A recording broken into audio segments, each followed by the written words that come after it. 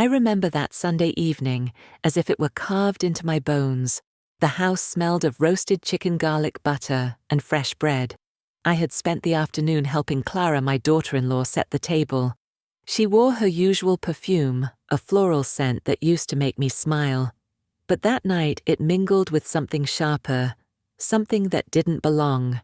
We sat down, the four of us, my son Brian, Clara, their little boy Ethan, and me. Ethan was already pushing peas around his plate, humming to himself. I kept my eyes on Brian. He looked tired, but it was the kind of tired I had seen before, the kind that comes from long hours at the firm. My name is Beatrice Lowell. I am 64 years old, and before I retired, I spent 3 decades working as a pharmacist. But what I smelled that Sunday evening dragged me back into every toxicology lecture I had ever sat through. Clara filled his glass with red wine, her movements smooth, rehearsed. She touched his shoulder lightly, as if to reassure him. "Drink, darling. It'll help you relax," she said. Brian lifted the glass, but before it touched his lips, I caught a whiff of something that froze my heart. It wasn't the rich aroma of Cabernet. It was bitter, acrid. A smell I had learned about years ago when I worked part-time in a pharmacy while finishing my degree. Bitter almonds, the classic warning sign of cyanide. My pulse raced. I blinked once, twice, trying to convince myself I was wrong. But then Brian's hand trembled slightly as he brought the glass closer. "Brian, maybe wait a bit," I said gently. My voice cracked in ways only a mother would notice. Clara's eyes flicked to mine. For a second, just a second, I thought I saw a flicker of annoyance before she smiled again. "He's fine, Mom. He's just exhausted. This will help." But I wasn't convinced. My nostrils burned with that sharp almond note. The same note my professor once described during a lecture on toxins. If you ever smell bitter almonds where they don't belong, pay attention. Someone's life might depend on it. Brian took a sip. The color drained from his face. His knuckles whitened around the stem of the glass. Ethan giggled at something on his tablet, oblivious. Clara reached over, patting Brian's back. "See? Just the stress," she murmured. I forced myself to breathe, to steady the storm rising inside me. I could not jump across the table, not yet. If I was wrong, I would fracture the trust of this family forever. If I was right, my son's life was hanging by a thread. I kept my eyes on Clara. She looked too calm. Her fingers tapped against her wineglass in a rhythm that didn't match the moment. And the scent, God, that scent, clung to the air like a ghost. I excused myself quietly and walked to the kitchen. My hands shook as I lifted the empty wine bottle from the counter. The rim felt sticky, as if something had been added, something not meant to be there. My stomach turned. When I returned, Brian was pale, his breathing uneven. Clara whispered something in his ear too soft for me to catch. He nodded weakly, forcing a smile toward Ethan. I sat down again, gripping my fork so tightly the metal pressed into my palm.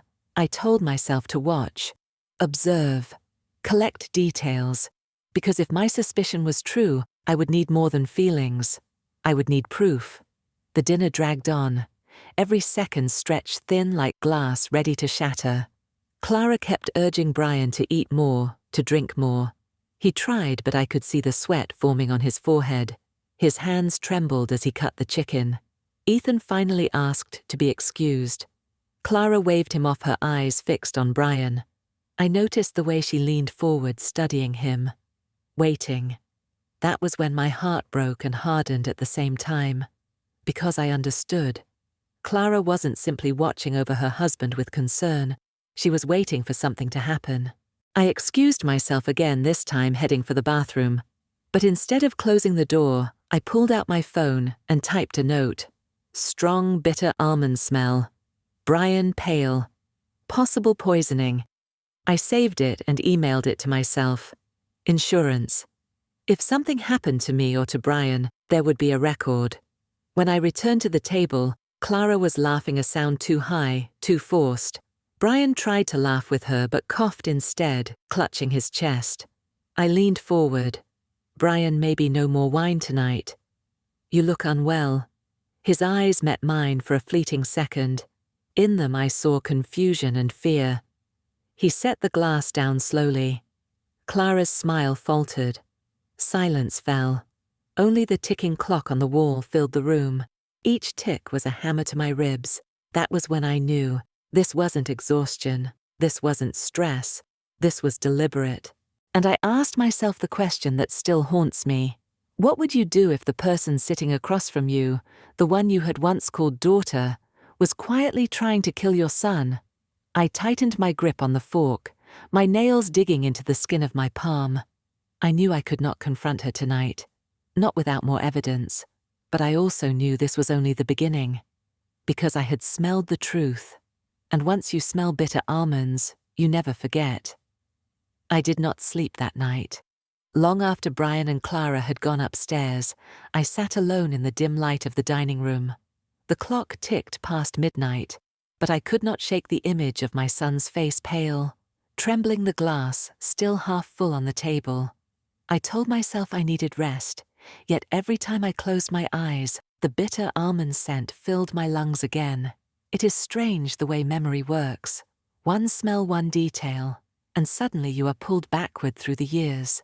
As I sat in that silence, I remembered the first time Clara entered our lives. She was only 24, then a young graduate with bright eyes and a voice soft enough to disarm anyone. Brian had met her at a community charity project. He had always been practical, serious, grounded in blueprints and deadlines. But Clara brought a kind of sparkle he never had before. I still remember how he introduced her to me in our backyard. "Mum, this is Clara," he said, grinning like a boy again. "She makes me laugh. She makes me lighter." I had shaken her hand, noticing the faint scent of jasmine perfume. She blushed under my gaze, and for a moment I believed this was the woman who would stand by him through storms. Back then, I had no reason to doubt her. Clara visited, often helped me with groceries, even baked pies with me during holidays. Ethan was born 2 years later, and I thought, perhaps foolishly, that I had gained a daughter, not just an in-law. But trust is a fragile thing. It builds slowly, layer upon layer, yet it can shatter in an instant. The cracks began small. A missing checkbook page, a late mortgage payment Brian swore he had already handled. Clara always had explanations. An error at the bank, a mistake in the mail. I wanted to believe her because believing otherwise meant questioning the very foundation of my son's marriage. I told myself, families survive on trust. Without it, there is only suspicion, and suspicion eats people alive. Still, there were moments I could not ignore. Once, when Ethan was sick with the flu, I went to fetch his prescription. The pharmacist told me it had already been picked up by Clara, but when I checked the bottle at home, the label was half torn off, the instructions smeared. I felt an unease I could not name then, but it sits heavy in my chest now. And then there was the perfume. Clara had always worn the same jasmine scent, but over time it grew stronger, more cloying, as though she was trying to cover something else. That Sunday night, as I smelled the bitter almonds, the two scents twisted together in my memory. Perfume and poison. Tenderness and betrayal. I have asked myself many times if I should have spoken earlier, if I should have trusted my instincts sooner. But mothers want to believe the best in those their children choose to love. We convince ourselves that our doubts are paranoia, that silence keeps the peace. As I sat at that table after midnight, silence pressing in, I realized how dangerous that peace had become. Brian once told me years ago that Clara reminded him of sunlight. He said she lit up a room. He never noticed how easily light can blind. I rubbed my temples, whispering to myself, "Beatrice, you need to think. You need to remember every detail." I thought of my years behind the pharmacy counter, measuring dosages, checking labels, warning customers about side effects. People trusted me because precision meant safety. I had carried that responsibility proudly, and yet here I was, unsure whether my own son was safe in his own home. The more I thought, the more fragments returned. Clara once asked me casual questions about drug interactions, too casual for someone without medical training. She wanted to know whether certain sedatives could be detected in routine blood tests. At the time, I brushed it off as curiosity. Now it chilled me. Trust had once made me blind, but memory was sharpening my vision. I collected the wine glass Brian had drunk from, and washed it carefully, setting it aside. If this was only the beginning, I would need to be deliberate, methodical, because if Clara truly intended to harm my son, love alone would not save him. Only evidence would. That night, before I finally forced myself to bed, I whispered a prayer I had not said in years. Not for myself, but for Brian. For Ethan. For the family I had once believed unshakable. I knew deep down that the path ahead would not be quiet. It would demand strength, not softness. And I also knew that the woman who once brought sunlight into my son's life was now cloaked in shadows. The scent of jasmine lingered in my mind. Mixed with the bitter almond, it became unbearable. The following morning, sunlight spilled through the curtains, but my heart carried no warmth. I had slept only in fragments, my mind circling the night before, like a hawk over prey. I made coffee the familiar ritual steadying my hands, yet even the smell of roasted beans reminded me of something darker. Once you breathe in bitter almonds, every aroma carries suspicion. Brian came downstairs wearing his work clothes, his tie a little crooked. He looked pale, but he smiled when he saw me. "Morning, Mom. Did you sleep?" I forced a smile back. "Enough. How about you?" He shrugged, reaching for the coffee pot. "Better than I thought. Clara said I probably just overdid it yesterday." Overdid it. The words stabbed at me. He had collapsed at the table, his skin grey, his hands trembling. That wasn't overwork. That was something else. Clara swept into the kitchen, then her perfume arriving a moment before she did. She carried herself lightly humming, placing a plate of scrambled eggs in front of Brian. "Eat, darling. You've got a long day." I watched her carefully. Every movement, every smile, every gesture seemed rehearsed. I had spent years counseling patients on reading instructions, catching the smallest detail on a prescription label. Now I was reading her, and the signs were all wrong. Brian ate slowly, while Clara sat beside him watching. Not with love, not with patience, but with calculation. Later that afternoon, while Brian was at work and Ethan was napping, I stood in the kitchen alone. I opened the wine cabinet. 2 bottles were missing. My chest tightened.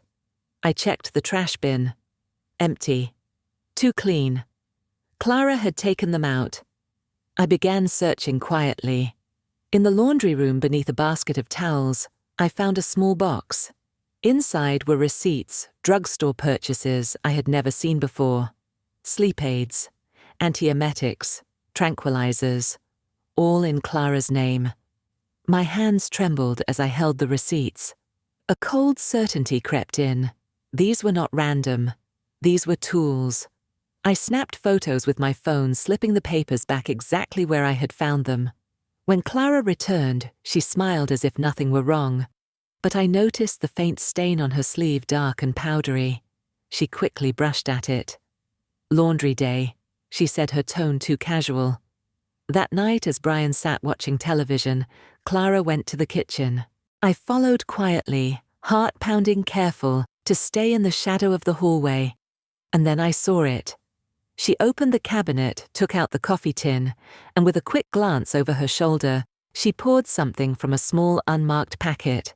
White powder sifted down, dissolving into the dark grounds. My throat went dry. I clutched the doorway, forcing myself not to gasp. When she left, I stepped forward, hand trembling, as I lifted the tin. I smelled it coffee, yes, but under it faint metallic wrong. My training screamed inside me. This is tampered. This is deliberate.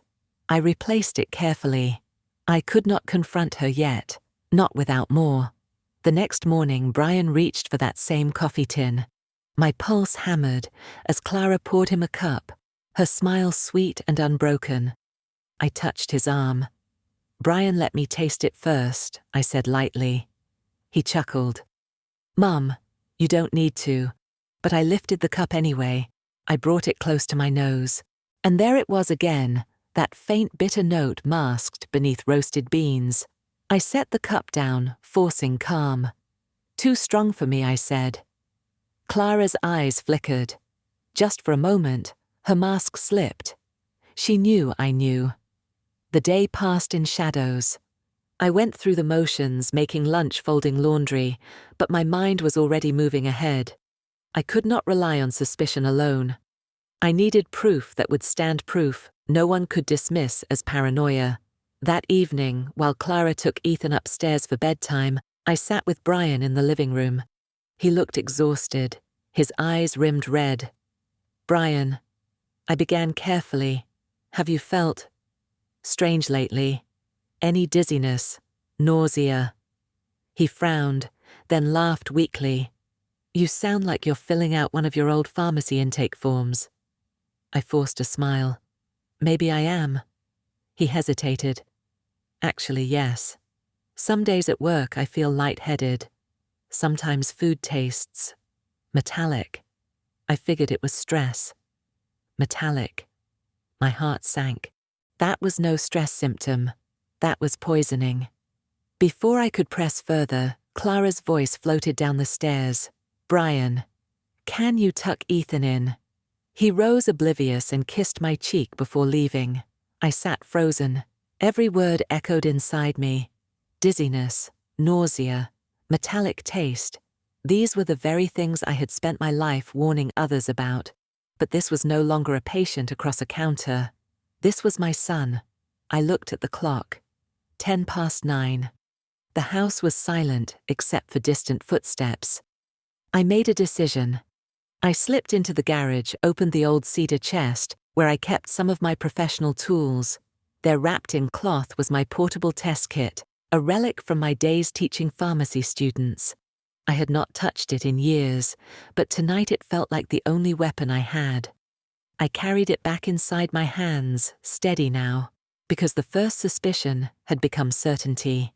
And the woman smiling across the table from me was no longer just my daughter-in-law. She was a threat. The following week passed like walking on a tightrope. Every smile Clara offered felt sharp. Every plate she placed in front of Brian looked tainted. I had my test kit hidden in the linen closet, waiting for the moment when I could use it. But evidence alone meant little if I could not protect my son in real time. The trigger came on a Wednesday evening. Brian had come home late, his shoulders sagging, his briefcase heavy with work. He kissed Ethan on the forehead, murmuring "Daddy's tired," before collapsing onto the couch. I stood in the kitchen rinsing lettuce when Clara entered with a calmness that chilled me. She poured a glass of water, her back turned. I watched her right hand dip into her pocket. Something slipped between her fingers, tiny white dissolving fast. She stirred the glass with a spoon, then carried it toward Brian. "Here, darling. You need to hydrate," she said sweetly. I froze. My instincts screamed. I dropped the knife I was holding, the clang echoing through the kitchen. "I'll take it to him," I said quickly, stepping forward. Clara's smile stiffened. "It's just water, Mom." I reached anyway, my hand brushing hers. The glass was warm, too warm. She had heated it just enough to make the powder dissolve faster. I carried it to the sink instead of the living room. "He prefers cold water," I said casually, dumping it out before she could protest. I refilled the glass with fresh tap water, my hands steady, my heart not. That night, after the house grew quiet, I retrieved the discarded filter from the sink drain. Under the dim light, I scraped off a residue, pale and crystalline. I tested it with my kit. The reagent turned a sickly shade of green. My chest tightened. Cyanide derivative. Confirmed. The next morning, Brian woke nauseated, clutching his stomach. Clara fussed around him, her voice dripping concern. "You've been working too hard, love. You should rest. Maybe we should update the will just in case." Her words sliced through me. Update the will. She was already positioning herself for inheritance. I guided Brian to the car. Hospital, I insisted. Now. Clara protested, but I silenced her with a look sharper than steel. At the emergency room, the doctor ran tests. Brian lay on the bed, his skin clammy, lips pale. I sat by his side, gripping his hand. Clara paced outside, theatrically wiping her eyes whenever a nurse passed. Finally, a young resident pulled me aside. He lowered his voice. "Mrs. Lowell, the blood work shows traces of toxins. It's unusual. Do you suspect foul play?" The world narrowed to a single point. I whispered, "Yes." At home. He slipped me a small note, hastily written words. "Check the wine bottle. Bring it to us."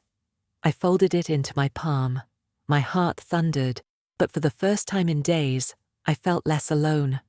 When I returned to Brian's room, Clara was already there, leaning over him, stroking his hair. "Don't worry, love. You'll be fine. I'll handle everything." Brian tried to smile, his eyes heavy, half closed. He didn't see the calculation in her gaze. But I did. That night, after Brian was admitted for observation, I drove back to the house alone. Clara had insisted on staying at the hospital, her performance flawless. I welcomed the chance. The house was silent shadows, stretching across the walls. I moved quickly straight to the wine cabinet.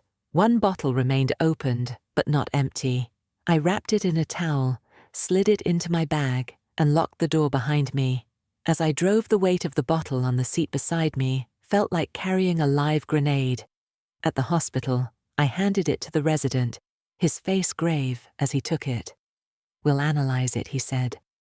"This could change everything." I returned to Brian's bedside. He stirred his hand, finding mine. "Mom, I don't know what's happening to me." I smoothed his hair, forcing my voice steady. "You'll be okay, Brian. I promise." Behind me, Clara entered the room carrying a bag of food. Her smile was perfect. Her eyes were not. The resident's note burned in my pocket. The bottle was gone for testing. My suspicions were no longer shadows. They had form now, weight, evidence, but evidence alone would not save him tonight. As Clara set down the food and leaned closer to Brian, I realized the battle had only just begun, and somewhere deep inside, a single truth hardened within me. The next move would not be hers. It would be mine. The hospital corridors never sleep. That night, I sat beside Brian's bed, the steady beep of the monitor pulling me back from despair each time my thoughts drifted too far. His skin was clammy, his breathing shallow, but even. Clara had finally dozed off in the visitor's chair, her head tilted against the wall, her hair perfectly arranged even in rest. I stared at her silhouette and whispered silently to myself, "She wants everyone to believe she is devoted. She wants them blind." But someone wasn't blind. Just past midnight, the young resident who had slipped me the note returned. He carried a clipboard, but his eyes met mine with urgency. "Mrs. Lowell," he said softly, "we tested the wine. Traces of cyanide derivatives. Very clear. This isn't accidental." The air left my lungs. Even with all my suspicion, hearing it confirmed turned my blood cold. "What do we do?" I asked, my voice low. He glanced toward Clara, who shifted in her sleep. "We have to be careful. If she suspects, we know she could act more aggressively. For now, the official report will say, further testing required. But I'll document everything in a sealed file. It won't disappear." His words steadied me. Finally, someone else carried part of the weight. Later that morning, Detective Harris arrived. She was petite, but sharp-eyed, her badge clipped at her belt. The resident must have contacted her quietly. She introduced herself with a firm handshake, her gaze never leaving mine. "Mrs. Lowell," she said, "we understand you've noticed unusual circumstances. I need you to be completely honest with me. Do you believe your daughter-in-law is attempting to poison your son?" I inhaled slowly. The words were heavy, but I let them fall. "Yes. I've seen her tamper with his coffee. I've smelled cyanide. I've kept notes. Her pen scratched across her notebook. Good. Keep recording. Dates times details. If you can gather physical evidence, but don't endanger yourself. And don't confront her until we have more. The instruction was clear, but the thought of waiting gnawed at me. Each day felt like borrowed time. That afternoon, Clara woke refreshed, her performance flawless again. She hovered over Brian, spoon-feeding him broth, brushing his hair back, thanking the nurses. I watched every move, every flicker in her eyes. To everyone else, she was the perfect wife. To me, she was a predator, dressed in devotion. When she left the room to make a phone call, Detective Harris leaned closer to me. She's careful. No priors, no obvious debts on record. But predators like this often leave small cracks. We'll find them. I nodded, my fingers laced tightly around Brian's. The following evening, I slipped back home briefly. The house was silent without them. Shadows pooled in corners, the air heavy with the ghost of last night's wine. I went straight to the laundry room where I had found receipts before. This time I searched deeper. Behind a stack of folded sheets, I found a small pouch. Inside, 3 blister packs of pills labels scratched off. I photographed everything, placing the pills back exactly. My heart pounded, but a strange calm flowed through me. Evidence was growing piece by piece.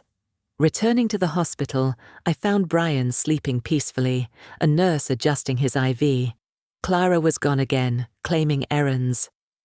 Detective Harris appeared at the door just then. I handed her my phone with the photos. She studied them, her brow furrowing. Good work. This adds to the pattern. We'll cross-reference with the toxicology results. Detective, I whispered, I don't know how much longer he has. What if she tries again? Her eyes hardened. Then we make sure she doesn't get the chance, but we need her attempt documented. Otherwise, she walks free. The thought chilled me. Allowing her one more attempt felt like inviting death into the room. But Harris was right. Justice required proof that could stand in court, not just suspicions. That night, as I sat in the dim glow of the monitor, Brian stirred. He opened his eyes, confusion clouding them. "Mom," he whispered, "is Clara. Is she hurting me?" The words stabbed me. My throat tightened, but I forced calm into my voice. "Rest now. I'm here. You're safe tonight." He closed his eyes again, drifting back into uneasy sleep. Across the room, Clara returned holding a paper cup of coffee. She smiled at me, offering, "Would you like some, Mom? You look exhausted." I accepted the cup, my hands steady. I lifted it to my nose. Bitter almonds, faint but undeniable. I set it down untouched. My eyes met hers. For the first time, I let my silence speak louder than words. Her smile wavered. The lines had been drawn, and as the monitor beeped steadily behind me, I realized allies were gathering quietly, carefully in the dark. But darkness also meant shadows. And in shadows, predators moved unseen. By Friday, I felt the walls closing in.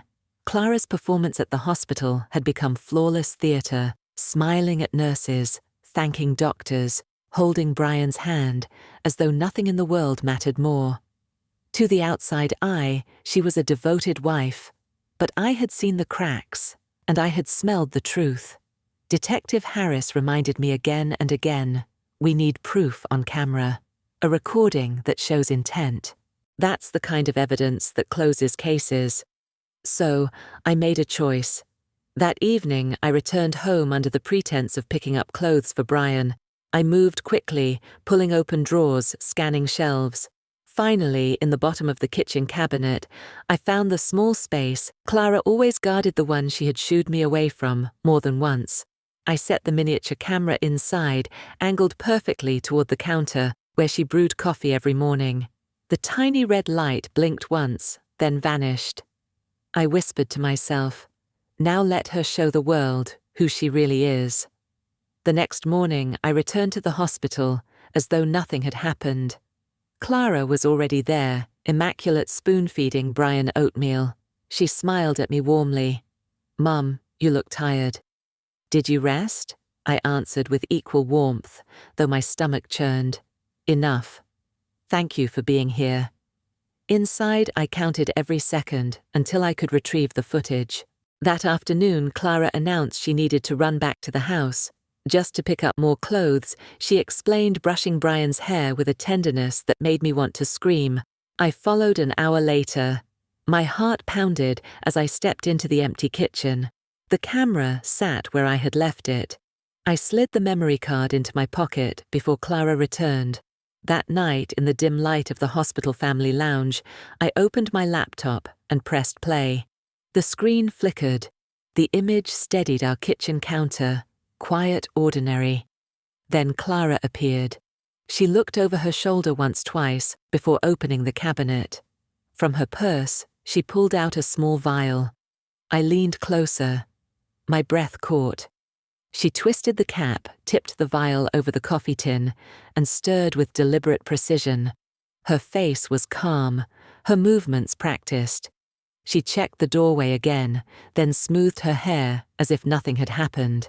The timestamp glowed in the corner. Date. Time. Proof. I whispered aloud. "Got you."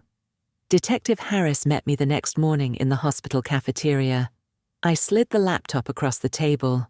The footage paused on Clara's hand, hovering over the coffee tin. Harris's eyes hardened. "This," she said, "is what we needed. Direct intent. This changes everything." Relief coursed through me, but it was fleeting. Harris closed the laptop and leaned forward. "Now we wait. The DA will want more. Preferably an attempt caught in a controlled setting where we can intervene. She will try again, and when she does, we'll be ready." The thought chilled me. Allowing another attempt felt like inviting death back into the room. But Harris's logic was brutal and clear. Courtrooms demand undeniable evidence. That night, as Brian drifted in and out of uneasy sleep, Clara brought in another cup of coffee. She smiled as she offered it to me. "For you, Mum." I made it fresh. I lifted the cup, inhaled faintly, and felt the hairs on my arms rise. That almond trace again. I placed the cup back on the tray untouched. My eyes met hers. For a fraction of a second, neither of us spoke. Her smile didn't break, but her eyes flickered with the knowledge that I was no longer blind. I sat awake the rest of the night, the monitor's beep, a reminder of how fragile life was. I thought of every patient I had counseled, every label I had explained, every warning I had given. Yet the greatest warning had been here all along, in my own family. By morning, Detective Harris called me into the hallway. "We'll place plainclothes officers nearby. If she tries again, we'll intervene immediately. This will protect Brian and secure her arrest." I nodded, my stomach in knots. The plan was sound, but the stakes were unbearable. Later that day, Clara slipped into the room with another tray. Soup this time. She lifted the spoon to Brian's lips, her hand steady, her eyes shining with false tenderness. I watched every movement, my breath shallow. The hidden recording was already a blade, but one more cut would draw blood in court. Brian swallowed, wincing. Clara leaned closer, whispering, "Rest, love.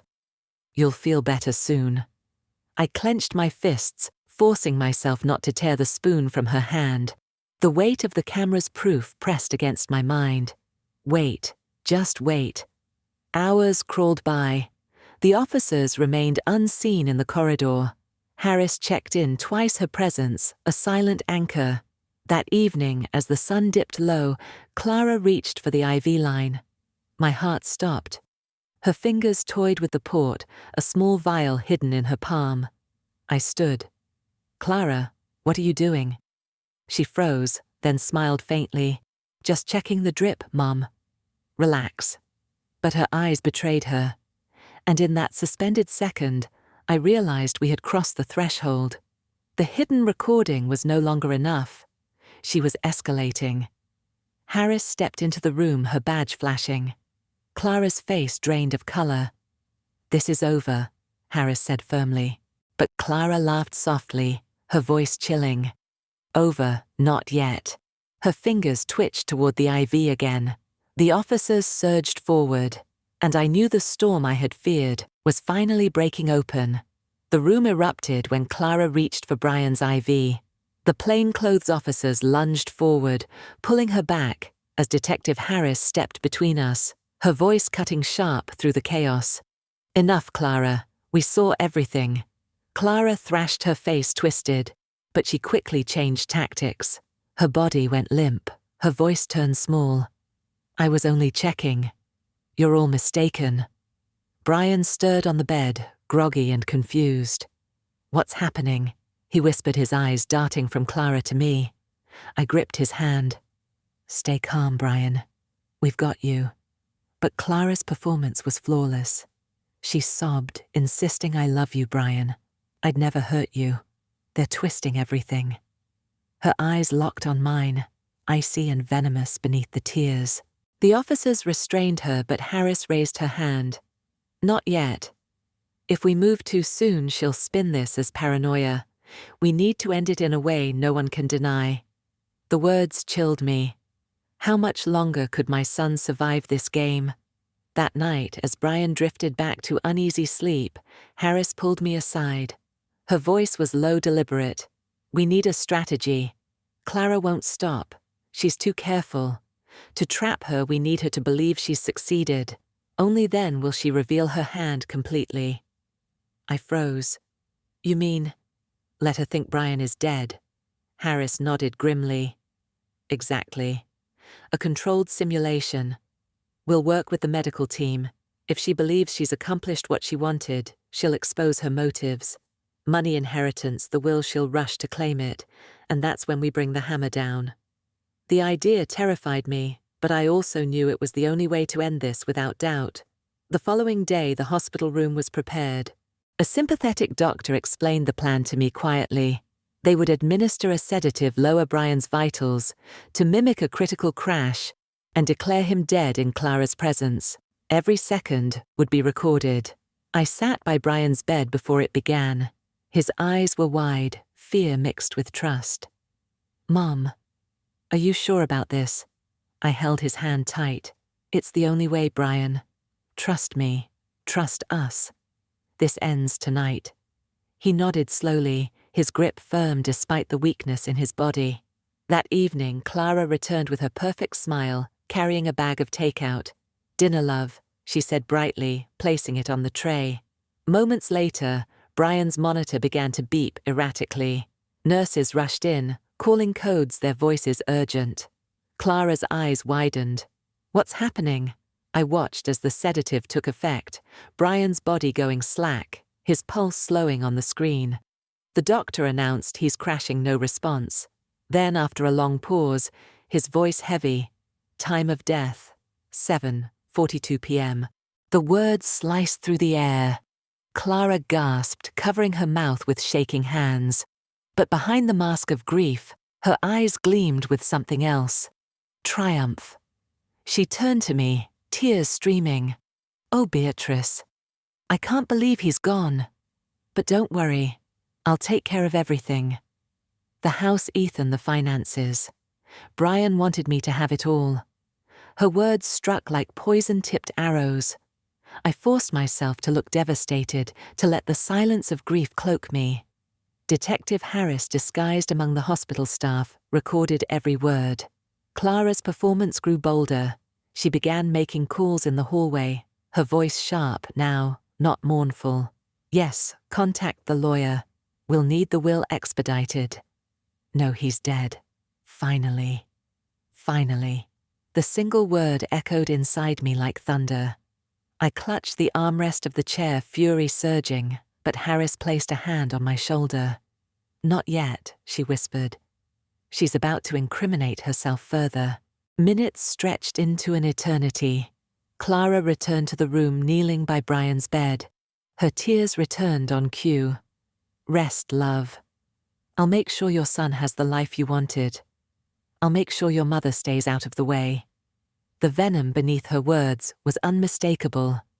Then she leaned close, whispering so softly, I almost missed it. It's over, Brian. You never saw it coming. The officers caught every word. The hidden cameras caught her expression, the flicker of satisfaction, the shadow of greed. At last, Harris gave the signal. She stepped forward, badge, visible, her voice hard as steel. Clara Lowell, you're under arrest for attempted murder. Clara's head snapped up, her eyes wild. No, you can't prove anything. Harris's voice did not waver. We can. We heard you. We saw you. And you confessed. The officers closed in, securing her wrists in cuffs.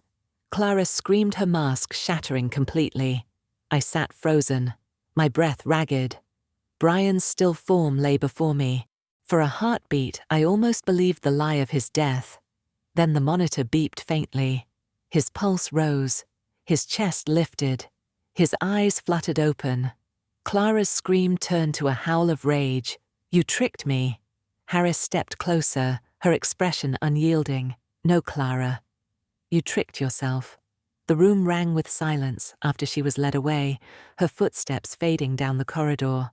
Brian's eyes met mine. Mom, it's over. I stroked his hair, tears spilling freely now. Not yet, son.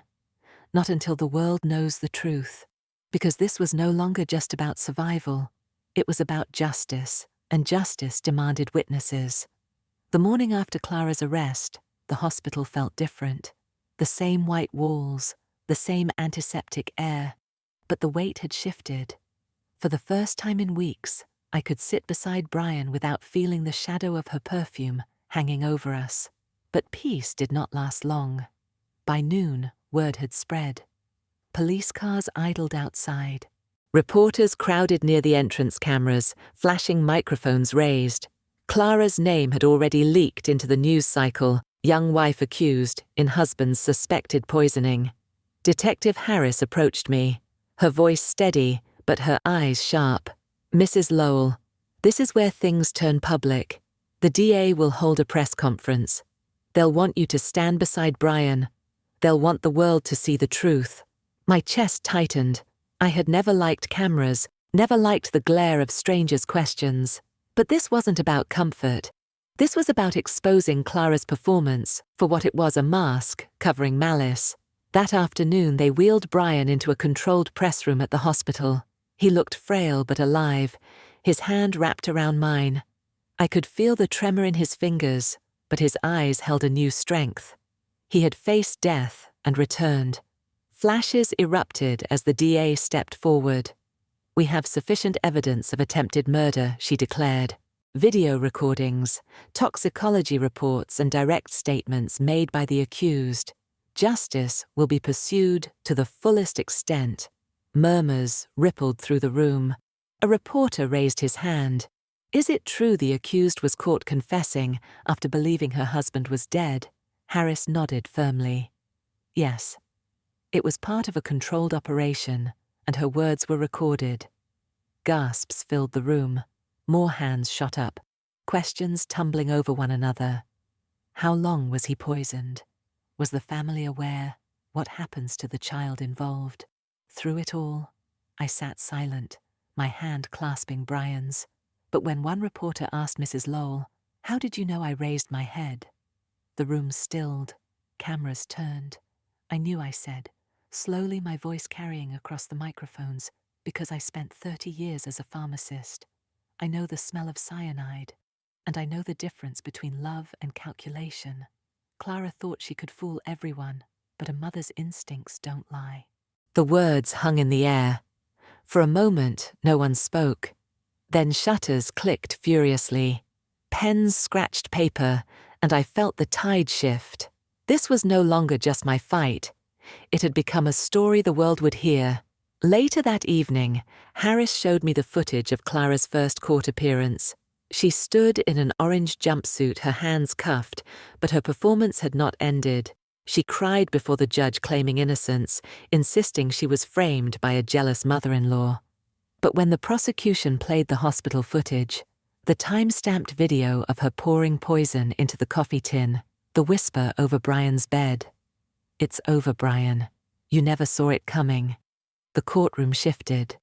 Gasps, whispers, even a few cries broke out. Clara's mask cracked then. She screamed, lunging at the table, her voice shrill. He was mine. It was supposed to be mine.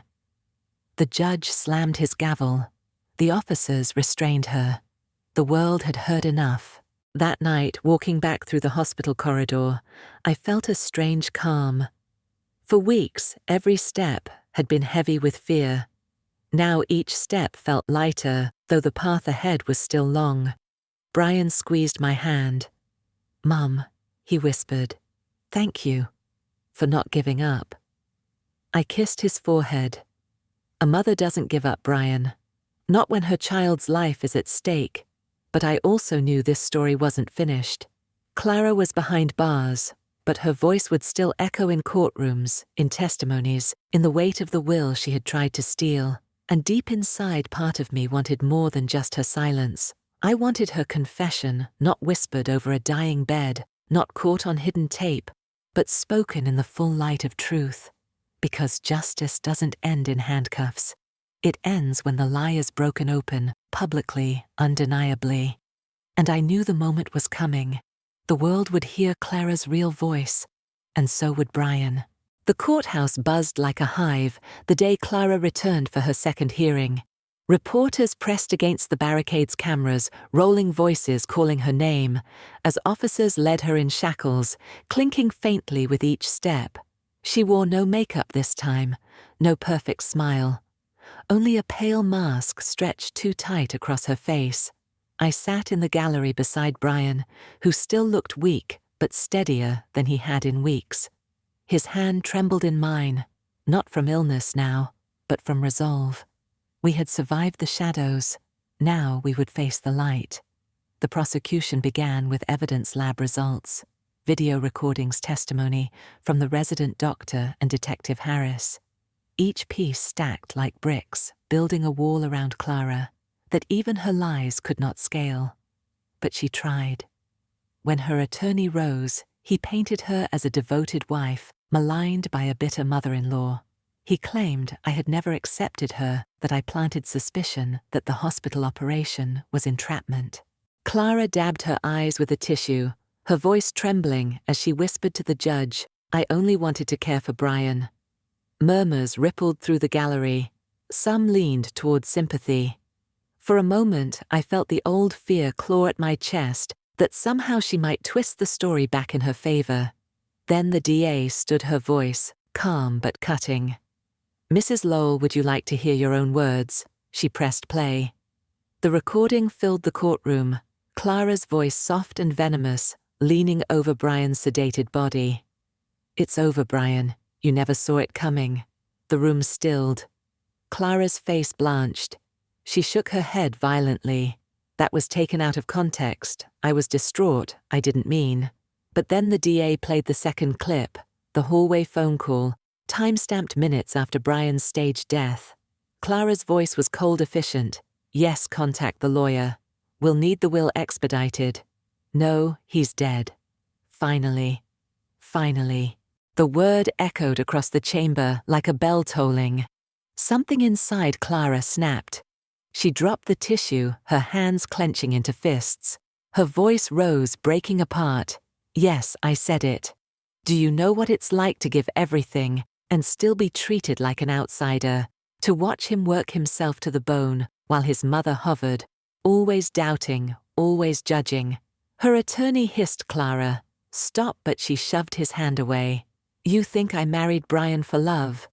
No, I married him for a future, for stability, for everything I deserved after years of nothing. And when he couldn't give me the life I wanted, when he kept running back to Mommy for advice," she turned, her eyes locking on me with blazing hatred, "I decided to take it myself." Gasps ripped through the gallery. Reporters scribbled furiously, cameras flashing like lightning. Clara's chest heaved. Her voice dropped to a hiss. "It should have been mine. The house, the money. Even Ethan should have been mine to raise as I pleased. But you," she spat the word like poison, "you ruined it. You never knew when to stay out of the way. I felt Brian's grip tighten painfully on my hand. His jaw clenched, his face pale, but his eyes were fierce.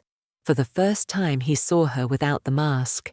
The judge's gavel thundered. "Order, order." Clara laughed a hollow, broken sound. "Go ahead, lock me up. But remember, if you hadn't meddled, she would have gotten away with it, and he would be dead by now." Silence fell thick and suffocating. Then the judge spoke, his voice iron. Confession entered into the record. Bail denied. The defendant will remain in custody, pending trial. Clara collapsed into her chair, her shoulders shaking, the fight draining out of her. For the first time, she looked small, not dangerous, not cunning, just broken. But the damage was already done. Her words had carved themselves into the record, undeniable, irreversible. When court adjourned, Brian and I walked past the reporters together. Flashes exploded, questions flew, but I heard only his voice, low and steady. "Mum, I finally see her, for who she really was." I squeezed his hand. "And now the world sees her too." That night back at the hospital, we sat quietly. No more masks, no more poison, no more shadows. Only the steady beep of the monitor, the faint scent of antiseptic, and the fragile but real sound of survival. Yet I knew this story still had one chapter left. Not about poison or arrests, but about healing. Justice had been spoken aloud in Clara's own voice, but healing that would take longer, and it would begin tomorrow. The trial concluded 3 weeks later. By then the evidence was undeniable. The recordings, the toxicology reports, Clara's own words spoken in rage and arrogance, captured forever in court transcripts. The jury returned swiftly, guilty. Attempted murder, fraud, conspiracy. She stood as the verdict was read, her face pale, but her jaw tight. There were no more tears, no more performances. Only silence. When the judge pronounced her sentence, 35 years without parole, her shoulders sagged as though the weight she had carried finally crushed her. I did not rejoice. I did not cheer. I simply breathed. For weeks I had lived in fear of every smile, every cup, every shadow. Now for the first time, I felt air fill my lungs without resistance. After the sentencing, Brian and I walked outside together. The courthouse steps were lined with reporters. Cameras flashing questions shouted, "How do you feel, Mrs. Lowell Bryan? Do you forgive her?" "What happens now?" Brian raised his hand gently, his voice low but firm. "This is not about spectacle. This is about survival, about trust broken, and about healing." I nodded beside him. "And about remembering that greed destroys, but love endures." The microphones stretched toward us, but for once we owed the world nothing more. We turned away, walking down the steps, leaving the chaos behind. Back at home, the silence was overwhelming. The room still smelled faintly of Clara's perfume, clinging to curtains and cushions like a ghost that refused to leave. I opened every window, letting the cold winter air sweep through, cleansing, renewing. In the kitchen, I took the coffee tin, the one she had poisoned, again and again, and I threw it into the trash. Then I lit a small lavender candle. The fragrance rose softly, tender and calm, pushing the memory of bitter almonds away. Brian joined me, moving slowly but stronger each day. He looked around the house, his eyes filled with sorrow and gratitude all at once. "Mom," he said quietly, "I don't know how to thank you. You saved me." I reached for his hand. "No, Brian. Love saved you. A mother only does what her heart demands." For a long moment we stood together, hands clasped, the silence between us, not heavy anymore, but full of things we didn't need to say. Weeks passed. Ethan returned home after staying with a relative during the trial. The first night he climbed into my lap, asking, "Grandma, is Daddy better?" Now I felt tears well up. "Yes, sweetheart," I whispered, holding him close. "Daddy's better. And we're safe." Life slowly began to take shape again. Doctor visits, new locks on the doors. cautious steps forward. But with each sunrise, the weight lifted a little more.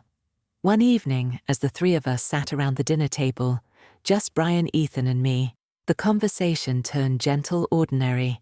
No poisoned cups, no hidden vials, no suspicion.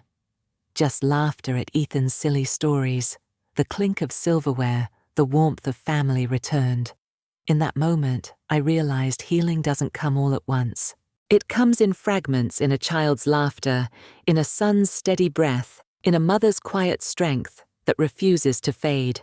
Months later, I took the step I had been considering since the verdict.